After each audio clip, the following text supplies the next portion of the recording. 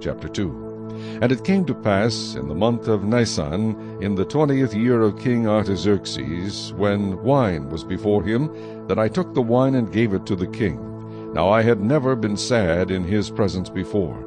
Therefore the king said to me, Why is your face sad, since you are not sick? This is nothing but sorrow of heart. So I became dreadfully afraid, and said to the king, May the king live forever.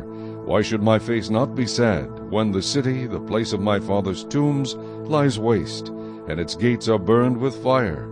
Then the king said to me, What do you request? So I prayed to the God of heaven. And I said to the king, If it pleases the king, and if your servant has found favor in your sight, I ask that you send me to Judah, to the city of my father's tombs, that I may rebuild it.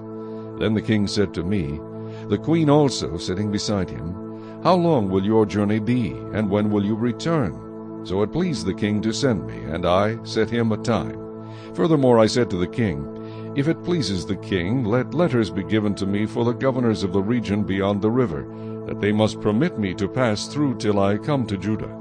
And a letter to Asaph, the keeper of the king's forest, that he must give me timber to make beams for the gates of the citadel which pertains to the temple, for the city wall, and for the house that I will occupy.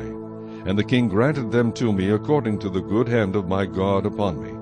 Then I went to the governors in the region beyond the river, and gave them the king's letters. Now the king had sent captains of the army and horsemen with me. When Sanballat the Horonite and Tobiah the Ammonite official heard of it, they were deeply disturbed that a man had come to seek the well-being of the children of Israel. So I came to Jerusalem, and was there 3 days. Then I arose in the night, I and a few men with me. I told no one what my God had put in my heart to do at Jerusalem, nor was there any animal with me except the one on which I rode. And I went out by night through the valley gate to the serpent well and the refuse gate, and viewed the walls of Jerusalem which were broken down, and its gates which were burned with fire.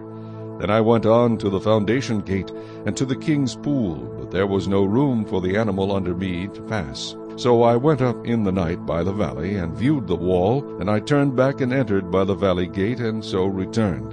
And the officials did not know where I had gone or what I had done.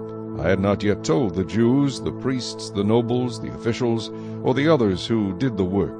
Then I said to them, You see the distress that we are in, how Jerusalem lies waste, and its gates are burned with fire. Come and let us build the wall of Jerusalem, that we may no longer be a reproach. And I told them of the hand of my God which had been good upon me, and also of the king's words that he had spoken to me. So they said, Let us rise up and build. Then they set their hands to this good work. But when Sanballat the Horonite, Tobiah the Ammonite official, and Geshem the Arab heard of it, they laughed at us and despised us, and said, What is this thing that you are doing? Will you rebel against the king? So I answered them and said to them, The God of heaven himself will prosper us. Therefore we, his servants, will arise and build. But you have no heritage or right or memorial in Jerusalem.